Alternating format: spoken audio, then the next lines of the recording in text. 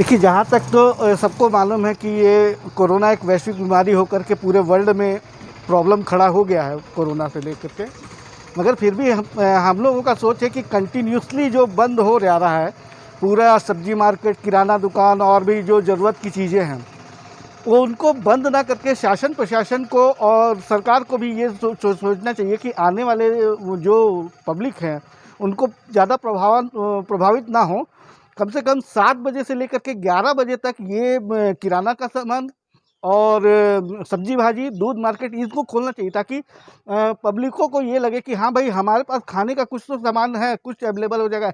ऐसे में अगर कंटिन्यूसली आप बंद करके आगे बढ़ा देंगे तो आम पब्लिक तो भूखे मरना भी शुरू हो जाएगी। कोरोना तो एक अलग विषय है, भूखे मरना भी एक विषय हो जाएगा। फिर इससे हम लोगों को नुकसान हो रहा है। तो मेरे समझ से कि खोलना चाहिए मार्केट को, एक टाइम पीरियड देना 7 से लेकर 11 तक का।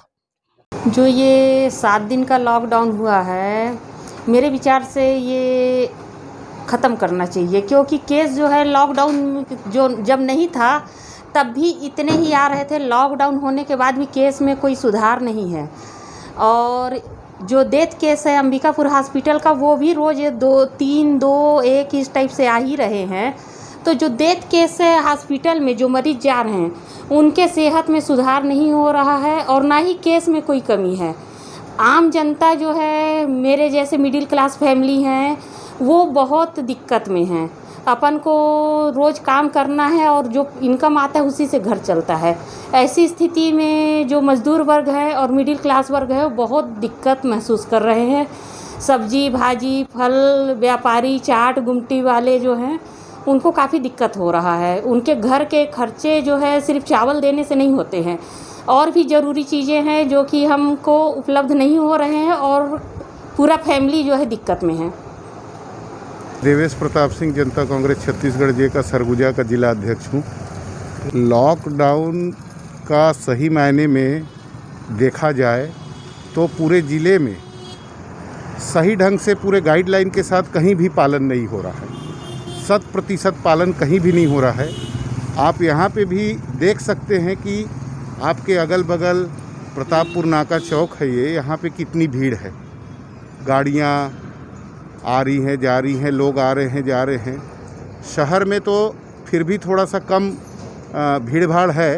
शहर से लगे जो ग्राम पंचायत हैं, वहाँ पे शहर के लोगों का जमावड़ा लगे रहता है। आप सरगवा चले जाइए, चिखलाडी नर्मदा पारा चले जाइए, वहाँ पे देखिएगा कि कितनी भीड़ है। तो लॉकडाउन का पालन सही ढंग से आप देखिएगा तो पूरे ज़िले में और पूरे शहर में और शहर से लगे आसपास के ग्रामीण क्षेत्रों में नहीं हो रहा है। आर्थिक समस्याएं तो हैं, लोगों को बहुत ज़्यादा आर्थिक समस्याओं से गुजरना पड़ रहा है। धंधा पानी सब चौपट है। लोगों को, जो किसान हैं, उनके फसल सब्जी भाजी खेत में ही रह जा रहे हैं। इस पे भी कोई दो मत नहीं है कि आर्थिक स्थिति भी लोगों का नीचे आता जा रहा है और लोग आर्थिक तौर पर भी परेशानी का सामना कर रहे हैं। मगर हमको बीमारी से बचने के लिए इससे सावधान रहने की भी ज़रूरत है, स्वयं से बचाव की ज़रूरत है। प्रशासन को कम से कम 1 आध सप्ताह का लॉकडाउन और करना चाहिए। इसके बाद सख्ती से इसका पालन करवाना चाहिए, बिल्कुल सख्ती से।